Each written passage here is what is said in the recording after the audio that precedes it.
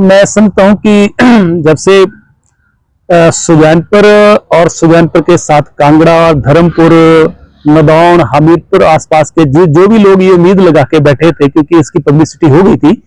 कि 6 सितंबर को सुजानपुर में पीजीआई के डॉक्टर यहां पर आके निःशुल्क मेडिकल कैंप में सेवाएं देंगे।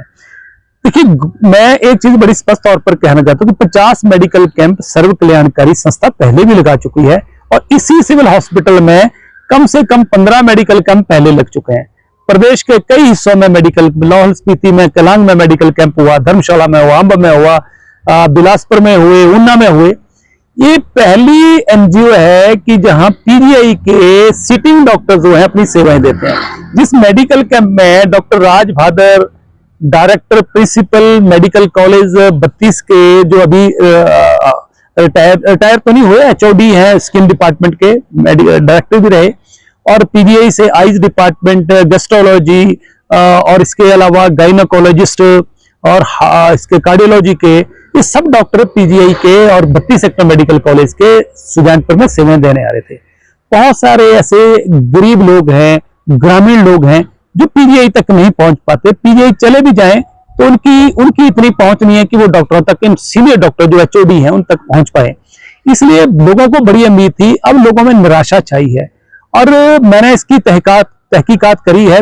20 जुलाई को हमने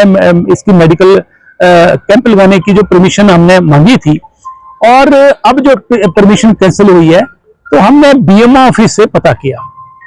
कि आखिर क्या कारण है कि ये जो है मेडिकल कैंप लगाने की परमिशन जो है इसको कैंसिल किया गया, किसका प्रेशर है। तो बीएमओ ऑफिस ने बताया, हमने पूछा बीएमओ ऑफिस से मैं कि आप ही ने तो 5 से 6 ओपीडीज लगाने का वहां पर सहमति जताई थी, कमरे आपने दिखाए, मेरा स्टाफ देख के आया,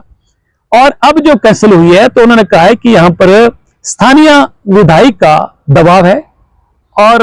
दबाव के कारण हम लोग जो है, हमें ये मजबूरी में चिट्ठी लिखना पड़ी है कि यहां पर जो है कंस्ट्रक्शन चल रही है। जबकि मौके पर कंस्ट्रक्शन हमने भी देखी है कि कंस्ट्रक्शन दूसरे ब्लॉक में थोड़ी बहुत चल रही है, रेनोवेशन, और जिस ब्लॉक में मेडिकल कैंप लगाना उसमें तो कहीं भी कोई कंस्ट्रक्शन नहीं है, सुचारू रूप से हॉस्पिटल चल रहा है। तो मुझे लगता है कि सरकार का यही एजेंडा है, और स्थानीय लोग, और स्थानीय विधायक तो एक फौजी आदमी है, और फौजी व्यक्ति तो देश की सेवा के लिए अपने आप को भी निछावर कर देता है।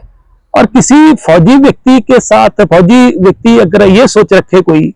कि भाई लोगों की, गरीब लोगों की सेवा नहीं होनी चाहिए, उनको फ्री में सेवा नहीं होनी चाहिए, जिन लोगों को मेडिकल कैंप की सुविधाएं मिलनी थी, डॉक्टर राज भादर जैसे डॉक्टर जो हैं, जो जिनको मिलने के लिए वेटिंग 6-6 महीने की है, और कई सीनियर डॉक्टर जहां तक पहुंचना मुश्किल है। तो जिस तरीके से बीएमओ ऑफिस पर जो दबाव बनाया गया, और जो उन्होंने बताया कि ये बहाना इसलिए लगाया गया,